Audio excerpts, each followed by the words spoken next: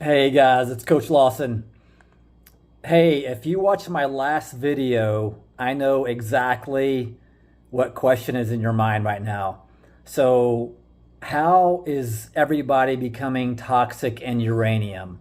And could it happen to me? So, the answer is uranium is being released from primarily granite rock underground. It's being released, it's being chelated from fertilizer. And we've been fertilizing using synthetic fertilizers now for many, many years and decades. So the accumulation of this fertilizer going down and detaching or chelating the uranium that's was safely stored away, and it's usually with tucked in with granite rock, but now it's being exposed, released, and chelated out into the water system. So the EWG has detected uranium in the water in about 40 states, but the thing is, uranium or the water system is all connected. So I've got clients from California to New York to Florida. Actually, New York is there's a lot of uranium in New York water. There's a lot of uranium in Florida water, California, Arizona, but all across the all across the nation. So the Carolinas, the Great Plains, the western half of the United States. These are some of the what we consider more of a hot spot, but again, that's almost kind of a moot point or irrelevant, since the water system is completely connected from coast to coast. So I would imagine, I don't have clients in every single state that are uranium toxic, but I would imagine that just about all, if not all, of the states have uranium toxic water. So municipal water, obviously, and private well water. So this is kind of a key one, because a lot of people are still thinking that since they have their own well, that it's going to be less contaminated and most likely not have uranium, but that's just simply not true. Well water is just as contaminated, or even more so. Another thing with uranium, boiling water does not eliminate uranium. It actually condenses it, concentrates it. So just something as a side note.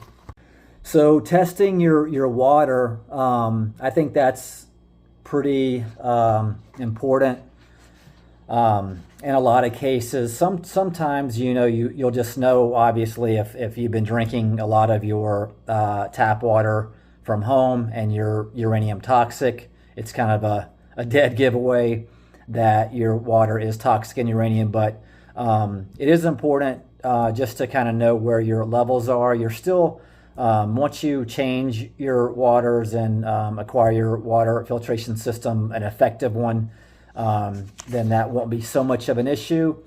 But you have to remember, you're still bathing in your water, you're washing dishes with that water, you're washing clothes with that water. So it's just important to kind of know where your levels are, and moving forward, how to address the purity of that water. So testing your body, right, which is I think is the main thing. Once you find out that you are uranium toxic, again, it's kind of it's very logical that you got that uranium from your home. But testing obviously is important for with anything with chronic illness, and thorough functional testing, and that's what I do. I have a panel of 5 tests that I run that's very comprehensive, very thorough. You don't want to miss anything when you're chronically ill, because if you don't identify it, it's kind of tough to address, right? But a couple things with testing for uranium and heavy metals in general.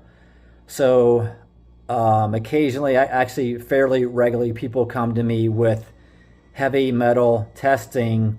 Sometimes it includes uranium, sometimes it doesn't, but it's through urine. And urine is just not a good way to test your heavy metal accumulation, because that's actually not what it's testing. It's just testing on the spot that day, or maybe a couple of previous days of your consumption of various heavy metals. So it's not really practical or relevant to the metal that you have accumulated, that's actually in your body and stored away in your tissues and your organs for your entire life, 30 years, 40 years, 70 years, 80 years, however old you are. So we have to hair test.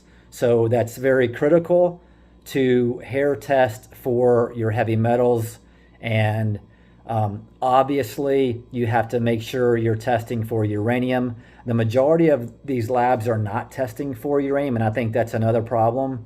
But I've been using Mosaic for, they were GPL up until a couple of years ago, but I've been using Mosaic for since 2012, so 14 years now, pretty exclusively with them. And then as far as getting kind of back, stepping for a minute, getting back to your water in your home, filtering this water is key. You want to make sure that you're purifying it as much as you can. So a lot of the carbon, I would say all the carbon filters just don't filter out uranium. It needs to be a specialized, very effective reverse osmosis water filtration system. I actually have one in my home, and I do recommend that, and we can talk about that later if you would like to. Okay, please share this video. There are really, really sick people out there that need to hear this information.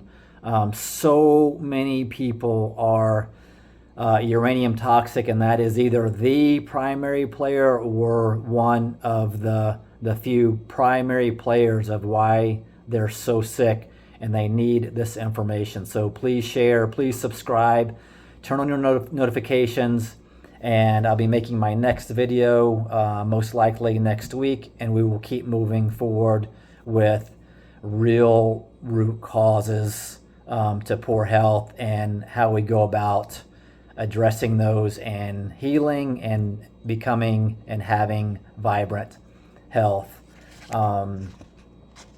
In the bottom, in my links, there will be a link to book a consult with me. I do a 60-minute, completely, totally complimentary, free consult with anyone who is really sick and has tried for many, many months and years, and you've probably seen 20 or more doctors, and they just haven't really helped you get well. So that's kind of what I do, and I'm able to do that for two reasons: what I've been through, and learning about what are real root causes and how to test you for those, because that's very important, right? If you don't test appropriately, you're not going to be able to address your root causes because you don't know what they are. So click on the link, book a consult with me, and I will see you in the next video.